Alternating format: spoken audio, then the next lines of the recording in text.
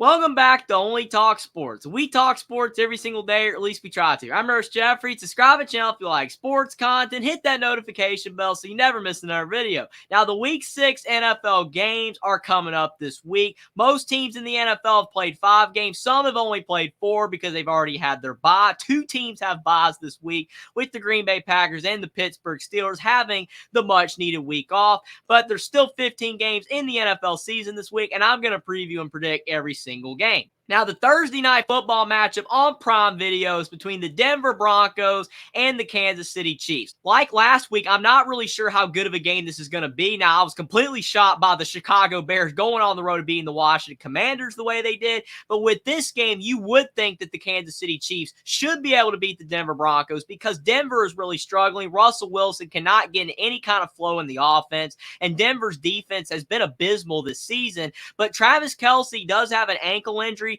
He should be able to play in this game because he is a warrior and he usually fights through injuries, but we'll have to see if he does end up suiting up in this game, especially because Kansas City, you would think, could win this game even without him, so we'll see whether he is available. Patrick Mahomes is still going to play well even if Kelce is available or not, but I'm going to go with the Kansas City Chiefs to beat the Denver Broncos 35-10. They're on their own field. Denver's been struggling, and I think the Chiefs will move to 5-1. Now to move on to the Sunday games, and for the third straight week in a row, we have a Sunday morning football game in London. Now, this game does not feature the Jacksonville Jaguars, a team that played in London the last 2 weeks, but now we've got the Baltimore Ravens traveling to the Tennessee Titans. Tennessee gets the designated home game here, even though it technically isn't for either team because it's in London. It's on the NFL Network, and the Titans, they've been struggling. Derrick Henry is not putting up the stats that he has put up in previous seasons. He's still a great player, but he is getting older, and his impact is not being felt as strongly as it's been in the past. Ryan Tannehill has been up and down,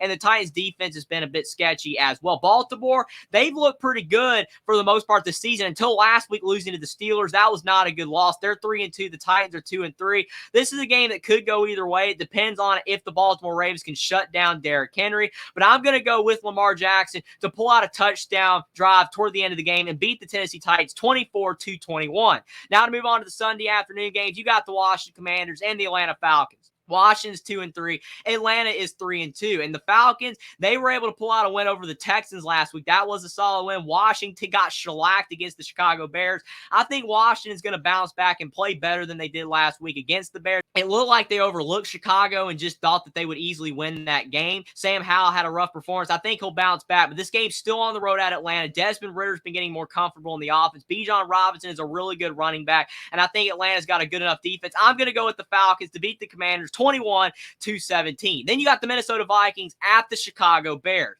Chicago got their first win of the season, and now that makes the Carolina Panthers the only winless team in the NFL. Justin Fields and DJ Moore have been a great connection this season, and if Chicago's defense can play better like they did against Washington in this Minnesota game, there's a shot they can win their second game in a row. But Minnesota, even though they are only 1-4 as well, like the Bears, I think Minnesota's a better team than that. They've just been really struggling. They were competitive against the Chiefs last week. Kirk Cousins is a veteran quarterback, but there is some scary news for the Vikings fans with Justin Jefferson possibly not being able to play in this game. He got banged up last week. That's something to monitor, but I'm going to go with the Minnesota Vikings to pull out a road win at the Chicago Bears 28-24. Then you have the Seattle Seahawks traveling to the Cincinnati Bengals. Joe Cool played better football last week for the Bengals. He started to go out there and look like his old self. The Bengals are only 2-3. They've been struggling mightily, but that was a good momentum building win last week for the Bengals. Seattle's 3-1. They had a bye last week, and they've been playing better football as the season's gone on. Geno Smith has a lot of weapons, as I've mentioned before, with DK Metcalf, Tyler Lockett, Jackson Smith and Jigba,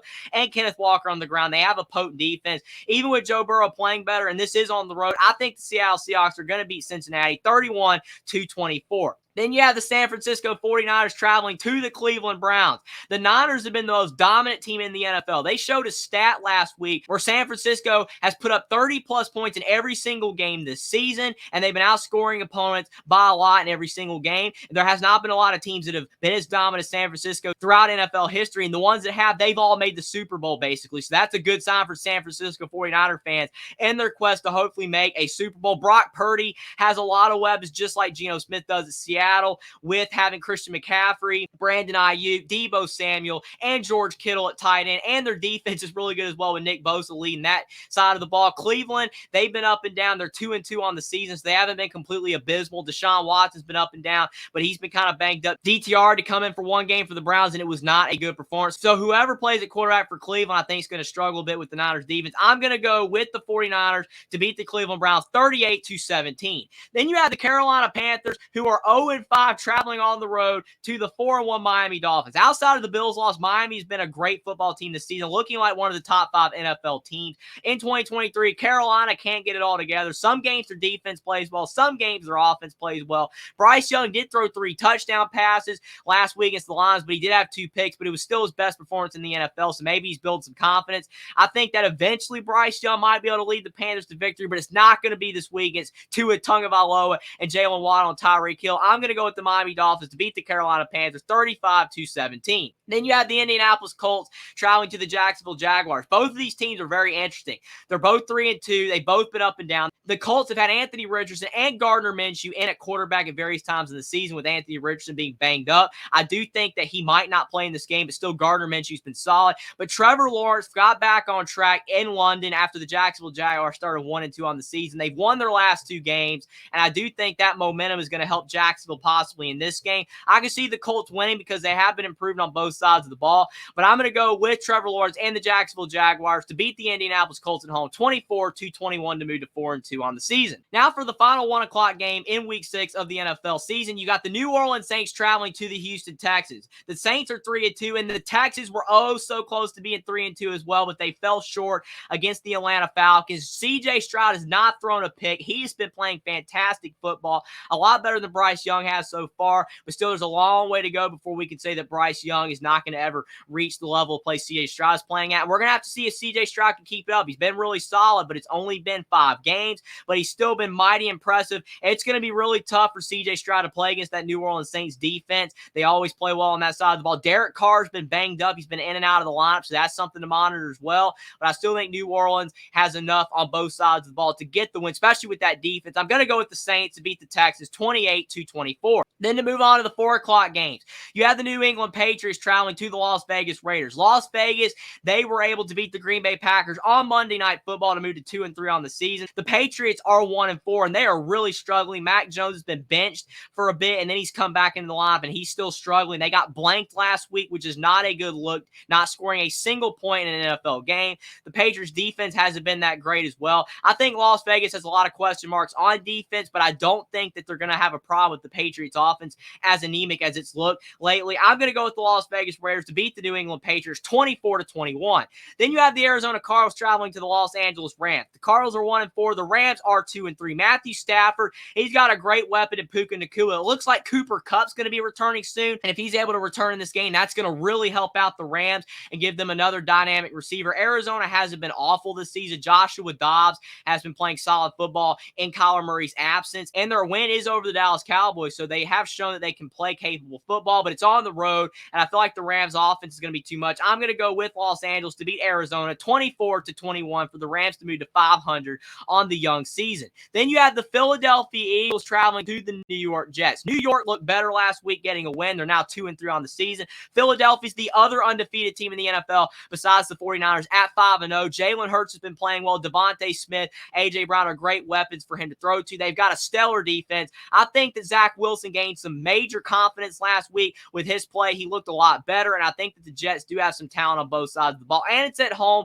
but I'm going to go with the Philadelphia Eagles to beat the New York Jets 35-21 for the Eagles to stay undefeated. I think that they're just going to be a bit too much for the Jets. Then you got the last game in the 4 o'clock window. The Detroit Lions are traveling to the Tampa Bay Bucks. The Lions are 4-1, and the Bucks are 3-1. Both teams are outperforming expectations per what a lot of people were expecting in the preseason, especially Tampa Bay. I think some people thought Detroit would be over 500 because they are an improved football team, but man, they look really good. Jared Goff's playing well. You've got Jahmyr Gibbs, who is questionable for this game with a leg injury, but they've got other running backs as well that are solid. They've got a good receiving core and a solid defense, but Baker Mayfield has had a resurgence at the Tampa Bay Bucks. They've got Mike Evans that he can throw to. They've got some good defensive players. I feel like that the Tampa Bay Bucks have an underrated roster, and they have been a surprise so far this season. It's at home as well, but I'm going to go with Jared Goff to continue to lead the Lions to victories and get their 5th win of the season, beating the Bucks 31-28. I just think the Lions have been playing too well on both sides of the ball.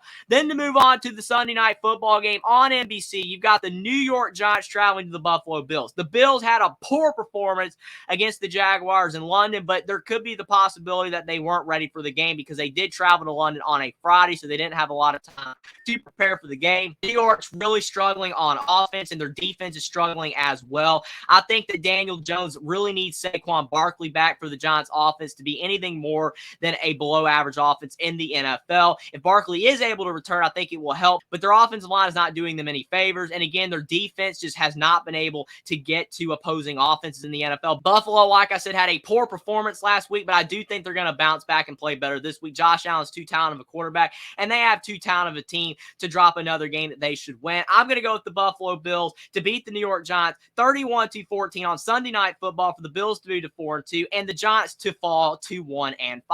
And then for the Monday Night Football game, you have the Dallas Cowboys at the Los Angeles Chargers on ABC/ESPN at 8:15. This is a great matchup. Could be one of the best games in Week 6 in the NFL. There's other games that could qualify as well. But the Dallas Cowboys, they're 3-2. The Chargers are 2-2. They had a bye last week, which will help them prepare for this game. And they're at home.